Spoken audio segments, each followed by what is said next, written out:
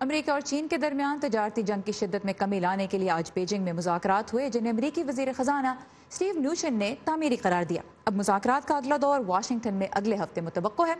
بات چیت کا سلسلہ تو کئی ماہ سے جاری ہے، لیکن سوال یہ ہے کہ دنیا کی دو بڑی معیشتیں کیا ان تجارتی اختلافات کا حل نکال سکیں گی جن کے اثرات دنیا بھر میں محسوس کیے جا رہے ہیں؟ امریکہ اور چین نے گزشتہ سال سے ایک دوسرے کی برآمدات پر اربوں ڈالر مالیت کی تجارتی ڈیوٹیز عائد کر رکھی ہیں، جس کا اثر عالمی منڈیوں، کاروباروں اور صارفین پر پڑا ہے۔ اور تاحال امریکی صدر ڈونلڈ ٹرمپ کا اس معاملے میں پیچھے ہٹنے کا کوئی ارادہ نظر نہیں آتا۔ ہمارا ارادہ انہیں لمبے عرصے کے لیے لگائے رکھنے کا ہے، کیونکہ ہمیں اس بات کو یقینی بنانا ہے کہ ہمارا چین کے ساتھ جو بھی معاہدہ ہو، چین اس کی پابندی کرے۔ تجزیہ کار پر امید ہیں لیکن محتاط بھی۔ مجھے شک ہے کہ آخری مول تول اس پر ہوگا کہ دونوں کون سی منڈیاں کھولنے کو تیار ہیں، اور پھر دیکھنا یہ ہے کہ اگر چین معاہدے پر قائم نہیں رہتا تو امریکہ اس کی تلافی کیسے کرے گا۔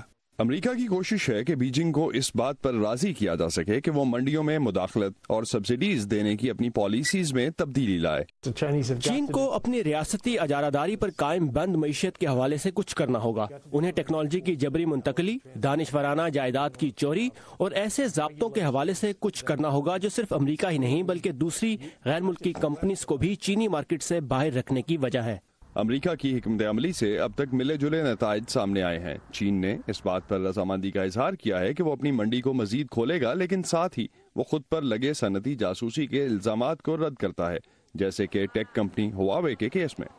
امریکہ اپنے یورپی اتحادیوں کو اس چینی ٹیلی کمیونیکیشن کمپنی سے 5G نیٹ ورک لینے سے باز رکھنے کی کوشش بھی کر چکا ہے، لیکن اس ہفتے یورپی یونین نے اعلان کیا کہ وہ ہواوے کو کام کرنے کی اجازت دے گی۔ ہم ایک ایسے طریقہ کار کی بات کر رہے ہیں جو خطرات اور کمزوریوں کے مکمل جائزے کی بنیاد پر قائم ہوگا۔ بیجنگ مذاکرات کے بعد چین کے ایک وائس پریمیئر اپریل کے شروع میں مذاکرات کے نئے دور کے لیے واشنگٹن آئیں گے۔ پیٹسی ویڈا کسوارا کے ساتھ اسد اللہ خالد، وائس آف امریکہ۔